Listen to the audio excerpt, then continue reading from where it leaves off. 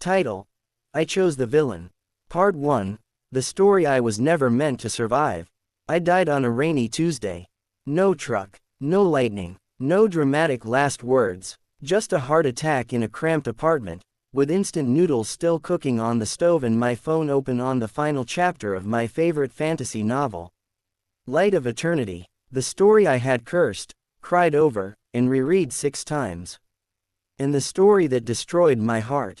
Because in the end, the hero sacrificed the man he loved. The villain destroyed the world for the man he loved. And the second male lead died between them. Me. Well, not me. Lio Arden. The world of the novel. The novel was about 3 men. Lucas Rayne, chosen by lightning, the golden hero, the savior of the realm. William Blackthorne, the darkness king, the final villain, feared by all, loved by none. Lio Arden, the second male lead, Lucas's childhood sweetheart, William's obsession, and the tragedy. Lio loved Lucas. Lucas loved the world more. William loved Lio enough to burn the world. In the original ending, Lio helps Lucas kill William. The world is saved, but then Lucas sacrifices Lio to seal the last darkness. Meanwhile, William, dying, destroys the world for Lio. The world ends. Lio dies. Lucas becomes the lonely hero of a dead land. A story so stupidly painful that I threw my phone across the room after reading it. And then, I opened my eyes. I wake up as Lio. Soft silk sheets, a canopy bed, sunlight through tall crystal windows. And a voice. Lio, are you awake? I froze. That voice. I turned my head. Lucas Rayne sat beside my bed. Golden hair. Blue eyes glowing faintly with lightning. That familiar gentle smile. My chest went cold. No. No, no, no. I rushed to the mirror. Silver hair. Pale skin. Violet eyes. Lio Arden. The boy who dies. I collapsed onto the bed. You're pale, Lucas said softly, taking my hand. Did you have another nightmare? Another nightmare. I stared at him. This man will kill me one day. The villain appears. A shadow crossed the doorway. The air turned heavy, cold, and then he stepped inside. Tall, black hair falling over crimson eyes. Darkness clinging to his presence like a living thing. William Blackthorne, the man who would destroy the world for me. His gaze locked onto me instantly. You're awake. His voice was low, deep, and far too gentle for the darkness king. Lucas stiffened. You shouldn't be here, Blackthorne. William ignored him completely. He walked straight to my bedside and knelt. Yes, knelt. Does it still hurt? He asked quietly. I stared at him. The villain of the world. Kneeling at my bed like I was his god. The novel never mentioned this scene. Lucas frowned. He just had a fever. You don't need to. William finally looked at Lucas. And the temperature dropped. Touch him again and see what happens. The room went silent. I swallowed. In the novel, William's obsession with Lio was cold, dangerous, silent. But in front of me now, his eyes were burning. My choice. I remembered the ending. Lucas holding me as the seal consumed my life. I'm sorry, Lio. The world needs this. William screaming my name as the sky shattered. If he dies, the world dies with him. I clenched my fingers in the blanket.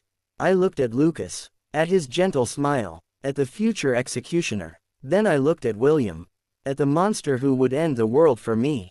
I made my decision. William. Both men froze. I turned fully toward the darkness king. Stay with me. Lucas's eyes widened. William's breath hitched. Slowly, carefully, William took my hand. His touch was warm. Always, he said, and for the first time, the story had changed. Side characters introduced. Elena Frostwind, High Priestess of the Lightning Temple, suspicious of Lio's sudden change. Cale Thorne, William's right hand, loyal to the death.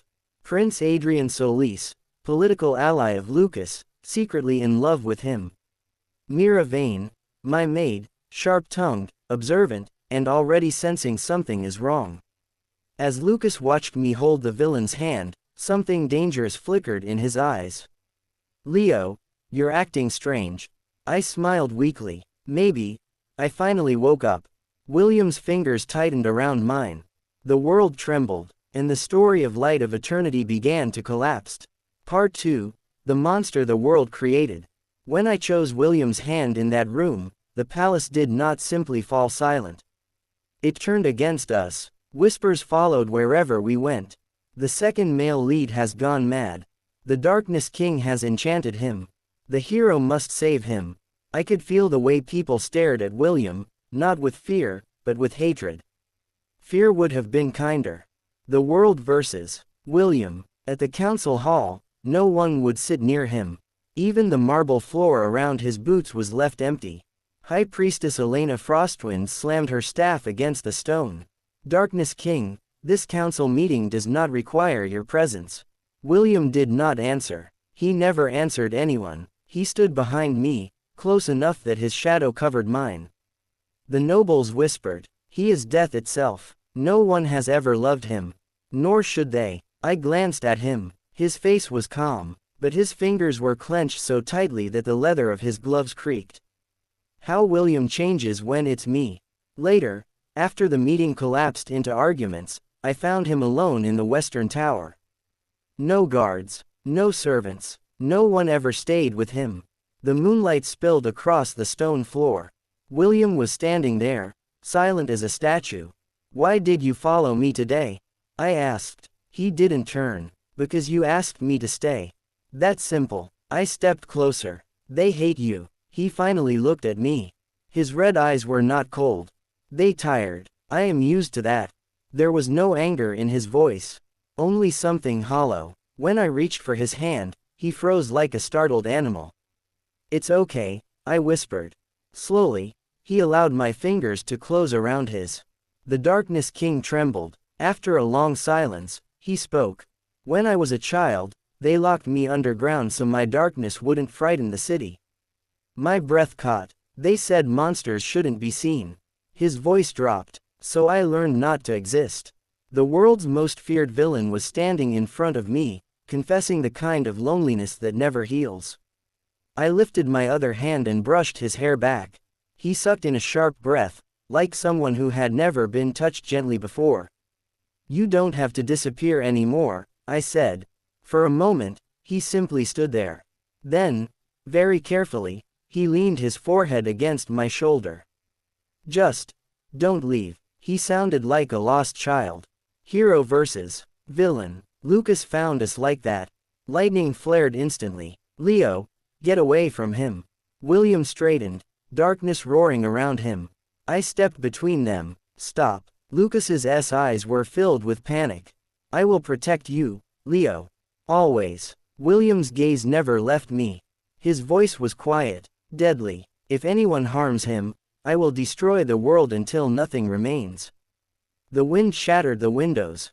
The floor cracked. Lucas went pale. "You would doom everyone for him." William finally looked at him. "Without him, there is no world worth saving."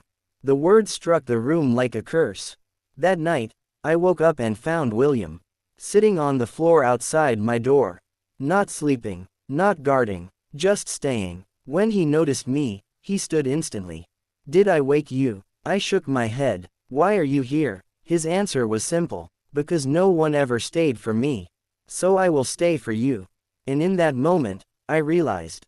The world did not create a monster. It created a boy who had never been loved. And then punished him for surviving. Part 3, The Day Destiny Began to Break. The next morning, the palace was surrounded by soldiers. Not to protect me, to separate me from William. The hero's fear. I was pulled into the grand hall where Rayne stood waiting, lightning flickering across his shoulders. High Priestess Elena Frostwind was beside him, face pale and determined. "Lio," Lucas said, stepping closer. "This has gone too far. William Blackthorne is the end of the world. You cannot stay with him." I clenched my fists. "You said you would protect me." "I will," Lucas replied. From him, the doors exploded open. Darkness flooded the hall. William walked through the light like a storm-given form. Every soldier raised their weapons. He did not stop. The villain's power. One night charged. William lifted one finger. The ground swallowed the night whole. No blood, no scream, just gone. The entire army froze. William's voice echoed through the hall. I warned you. I stepped forward. William, stop. The darkness immediately withdrew. He turned to me. Did they touch you? My heart clenched. No. Only then did his aura soften. Destiny splits. Elena whispered urgently to Lucas. This is not how it was written. Lucas's eyes widened. What? The second male lead was never supposed to stand with the Darkness King. I laughed bitterly. Then the story is wrong. William's gaze snapped to me. What story? Before I could answer, the ground shook. The sky cracked with red lightning. A vision tore through the hall, the original ending. Lucas holding my dying body. William screaming as the world burned. Everyone saw it. The hall fell into chaos. The choice of 3 men. Lucas grabbed my shoulders. That future will not happen. I swear it. William's hand closed around mine. If fate touches you, it dies. I looked between them. The hero who would sacrifice me. The villain who would destroy the world for me. And me, the one who was never meant to choose. But I had already chosen. I squeezed William's hand. Then let's rewrite destiny. William's lips curved into the faintest smile. With pleasure. The sky thundered. The story shattered. And the world of light of eternity was no longer in control. Part 4. When the world tried to kill me. After the vision, nothing was the same. The priests whispered about prophecy. The nobles spoke of curses. And the world quietly decided. Lio Arden had to die. The assassination. That night, I felt it. That cold pressure on my throat. I woke up to steel. A masked assassin hovered above me, blade inches from my skin. Before I could scream, the shadows moved. The assassin was ripped backward, slammed into the wall, bones breaking like twigs. Darkness flooded the room. William stood between me and the corpse. His eyes were glowing crimson. Who sent you? The assassin coughed blood and laughed. The world. William raised his hand. I grabbed his sleeve. Don't. He froze. The assassin fled, crawling through the shattered window. William turned to me. His hands were shaking. They tried to kill you. I nodded. He dropped to his knees in front of the bed. I will burn every kingdom for this. I touched his face. Not tonight. He leaned into my palm like someone starving for warmth. The hero's promise. Lucas arrived moments later, lightning crackling. He took in the ruined room in my shaking form.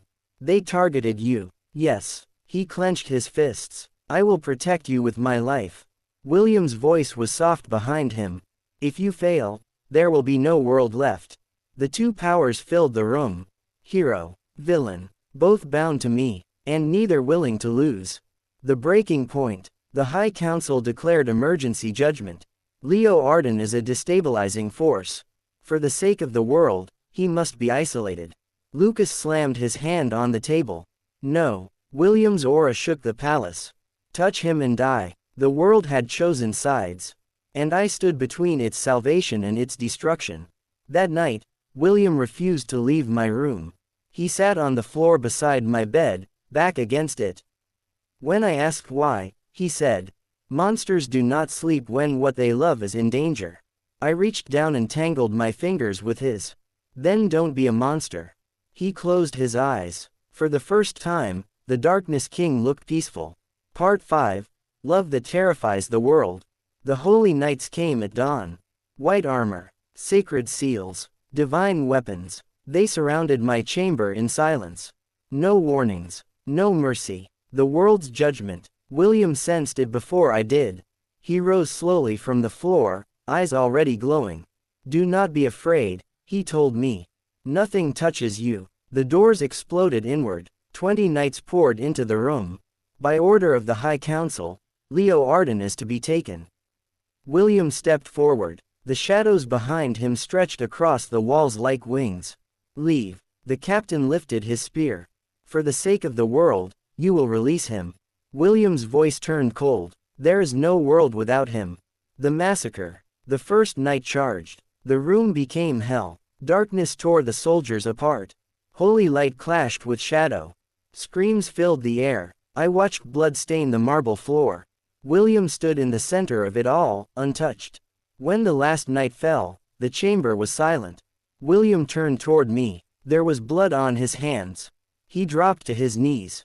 Did they frighten you? I couldn't breathe. William, this isn't what I wanted. His expression cracked. Then tell me what you want. I knelt in front of him and wiped the blood from his fingers. I want you alive. I want this world to stop trying to kill us. His eyes shook. The world will never accept me. I do, I whispered. He pressed his forehead to mine. That is enough. The hero's breaking heart. Lucas arrived too late. He stared at the carnage. At William kneeling before me. His voice broke. Lio, this path ends in ruin. I stood. The original path ends with my death. Lucas flinched. I was never going to let you die. I met his eyes. You already did. In the story that chose the world over me. The words cut deeper than any blade. Lucas fell silent. Obsession revealed. That night, William would not let go of me. Even when I lay down, he remained beside me. His fingers stayed locked around mine. If the world forces me to choose, he whispered, I will choose you even if it costs me eternity. I closed my eyes. In the darkness, I realized. This was fate's most dangerous mistake. Part 6. The night the darkness learned what love is. The world was preparing for war. But inside the Western Tower, the world was very quiet. The night we chose each other. Rain slid down the tall windows as I stood in William's chamber. He rarely used this room. Too many memories of being alone. Tonight, I stayed. William hovered near the doorway like he didn't believe I was real. You don't have to, he said quietly. I crossed the room and took his hand. I want to. His fingers closed around mine instantly, too tight, too afraid of losing me. We sat together on the edge of the bed. No armor, no crowns, no destiny, just two broken souls who had chosen each other. I leaned against him. For a moment, he didn't breathe. Then his arms came around me, careful, hesitant, like he had never held something precious before. William's heart opens. When you stay, he whispered. The darkness inside me finally stopped screaming. I rested my forehead against his chest. His heart was beating too fast. I don't feel empty anymore. The Darkness King, who ruled shadows and fear, sounded like a boy confessing his first love. With you, he said, I feel complete. My chest ached. I looked up at him. Then stay with me too. His eyes shone like shattered stars. He pressed his forehead to mine. They spend night together, love, passion. More powerful than any spell. The hero loses his love. Elsewhere in the palace, Lucas stood alone in the storm. Lightning trembled in the clouds above him. He already knew. He felt it. The bond he had taken for granted was gone. I was supposed to protect him. His voice broke. For the first time, the chosen hero of light had lost the one thing he could never fight for. When dawn arrived, William was still holding me. He had not slept. Neither had I. But for the first time in his life, William Blackthorne did not feel alone in the dark. And for the first time in the story's history, the villain had won the heart of the second male lead. Part 7. Love against the end of the world. The world did not forgive us. So the world chose war. The curse awakens. The High Council broke the ancient seal. The curse of eternity, a magic meant to erase both light and darkness. The sky turned red. The ground split. Every prophecy began screaming the same truth. If Lio lives, the world will end. If Lio dies, the world may survive. William stood on the battlefield, his shadow covering the ruined land. Then the world will burn. I held his hand. Then we'll burn together. The final battle. Holy armies clashed with darkness. Lightning tore the sky. The curse rose like a black sun above us. Lucas faced William at the center of the storm. Blood on his armor. Tears in his eyes. This is not how it was supposed to end. William answered calmly. No, this is how it begins. They fought. Light and shadow shattered the heavens. When Lucas fell to his knees, he looked at me. I loved you, Lio. My voice shook. You loved the world more.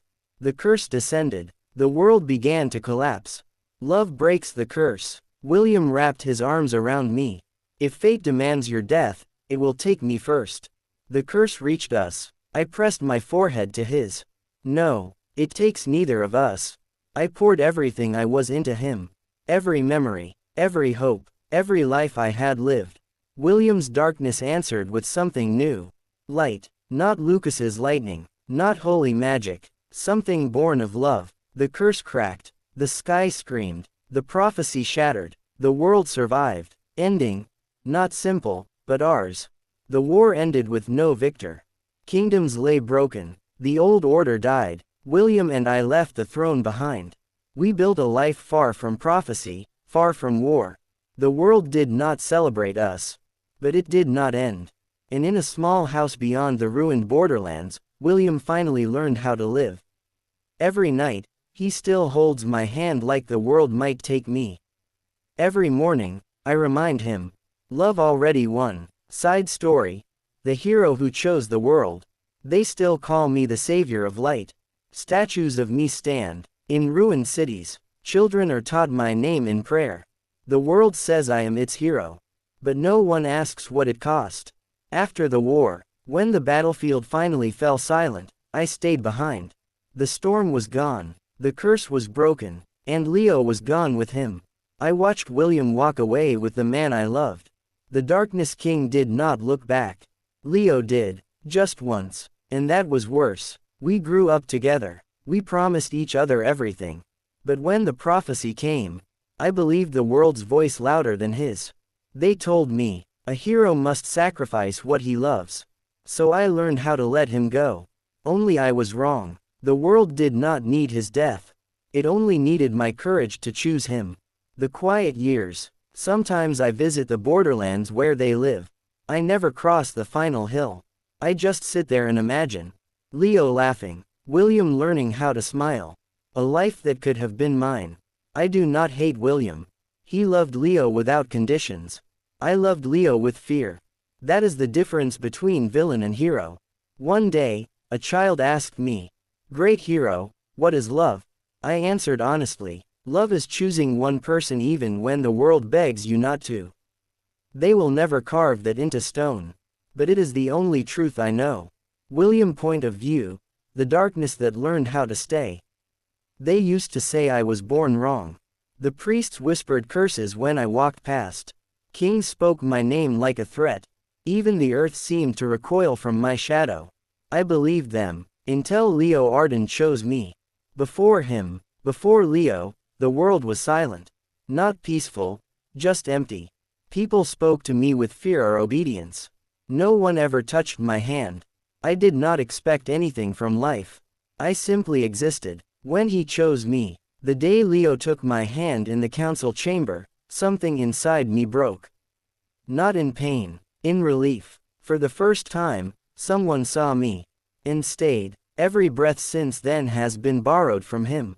After the war, we live far from the ruins now. A small house, a quiet life. Sometimes Lio wakes from nightmares.